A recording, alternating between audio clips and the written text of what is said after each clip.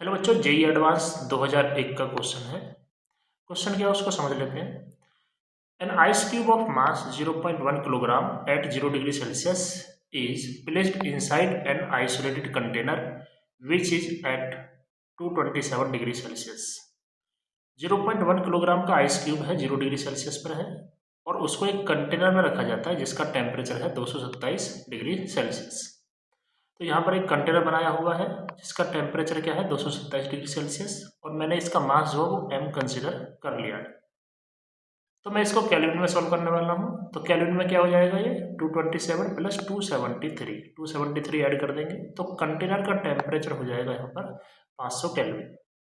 Kelvin में हम क्यों सॉल्व कर रहे हैं, क्योंकि यहाँ पर जो a और b और साथ साथ में हमारे a और b की वैल्यू केल्विन में दी हुई है, ठीक है। और यहाँ पर स्पेसिफिक हीट ऑफ वाटर भी क्या है, केल्विन में है। तो यहाँ पे मास ऑफ कंटेनर आ चुका है, टेम्परेचर ऑफ कंटेनर आ चुका है और जो स्पेसिफिक हीट दे रखी है इसमें दिया हुआ है specific heat s of container varies with temperature t according to empirical relation s equal to a plus b into t. A और बी की यहाँ पर वैल्यू दी हुई है। तो स्पेसिफिक हीट जो है कंटेनर की वो किस के अकॉर्डिंग चेंज हो रही है, वो रिलेशन यहाँ पर दिया हुआ है कि एस इक्वल टू क्या है, ए प्लस बी इंटू टी। जैसे जैसे यहाँ पर टेम्परेचर बढ़ेगा तो वैसे वैसे एस की वैल्यू भी क्या होगी, इंक्रीज करेगी। आगे इसमें दिया हुआ है if the final temperature of container is 27 degree Celsius determine the mass of container. Final temperature जो है वो पूरे पूरे कंटेनर का या पूरे सिस्टम का वो 27 डिग्री सेल्सियस हो जाता है। तो 27 का मतलब क्या हो गया, 300 केल्विन। तो पूरे सिस्टम का टेम्परेचर हो जाता है 300 केल्विन। तो हमें कैलकुलेट करना मास ऑफ कंटेनर। कंटेनर का मास क्या होगा, इसमें कुछ वैल्यूज दी हुई हैं। Latent heat of fusion of water दिया हुआ है और स्पेसिफिक हीट ऑफ वाटर दिया हुआ है। कैलोरी में दिया हुआ है तो कैलोरी में हम इसको सॉल्व करें। अब कॉन्सेप्ट क्या है, इसको समझ लेते हैं।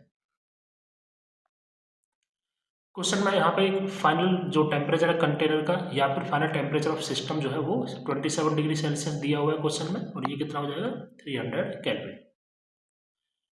अच्छा, यहाँ पे हो क्या रहा है, आइस जो है वो मेल्ट करेगी। क्यों मेल्ट करेगी, क्योंकि कंटेनर का टेम्परेचर ज़्यादा है और आइस का टेम्परेचर कम है। तो कंटेनर से हीट निकलकर आइस में जाएगी और आइस को मेल्ट कराएगी। साथ साथ में ये भी बोला हुआ है कि फाइनल टेम्परेचर 27 डिग्री सेल्सियस हो जाता है। तो पहले आइस मेल्ट करेगी और आइस जब मेल्ट हो जाएगी फिर उसके बाद उसका टेम्परेचर भी बढ़ेगा, मतलब जो वाटर बन चुका है उसका भी टेम्परेचर बढ़ेगा। तो यहाँ पे क्या, ice is melted so ice will gain heat, ठीक है, and container will loss heat, ठीक है। इसका मतलब क्या है कि जो कंटेनर है वो तो हीट को लॉस करेगा, वो जो हीट लॉस हो रही है वो आइस के पास जाएगी, आइस को मेल्ट कराएगी और वो जो वाटर बनेगा वाटर का टेम्परेचर भी बढ़ेगा। तो यहाँ पर क्या है, एनर्जी कंजर्वेशन से हम चलेंगे। एनर्जी कंजर्वेशन में क्या रहने वाला है, हीट लॉस बाय, ये लॉस है यहाँ पर, heat loss by container equal to क्या होगा, heat gain by ice and melted and temperature increase of water.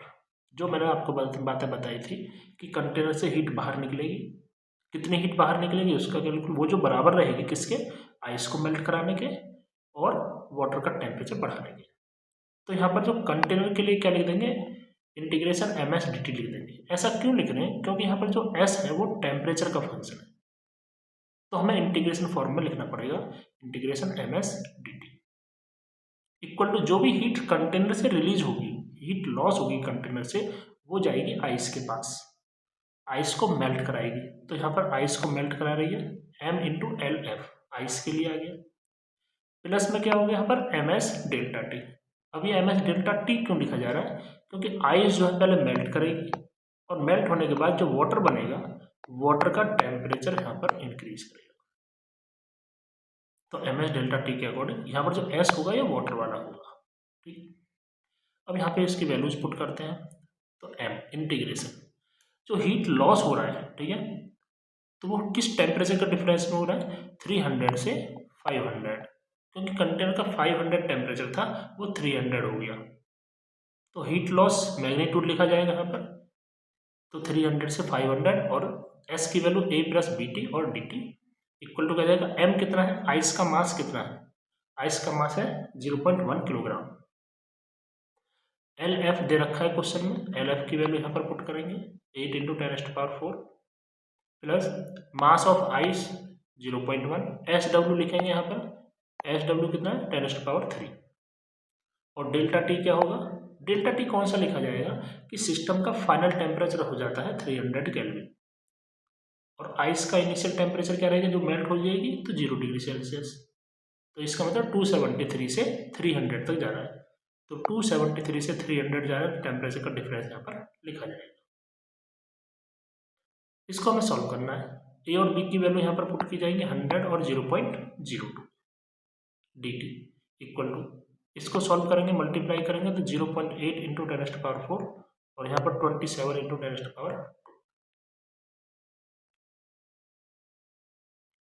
यहाँ पर इसको इंटीग्रेट करना पड़ेगा, तो 100 का जो इंटीग्रेशन बनेगा dt के फॉर्म में 100 इंटू टी बनेगा और यहाँ पर 0.02 तो ऐसे ही आ जाएगा और t का इंटीग्रेशन t²/2 हो जाएगा और इंटीग्रेशन करना है यहाँ पर 300 से 500 तक, इसमें लिमिट पुट की जाएगी। ठीक है, अब इसको सॉल्व करना है, यहाँ पर जो वैल्यू है इन दोनों को ऐड करेंगे, तो ऐड करने के बाद आएगा 107 इंटू 10⁻²।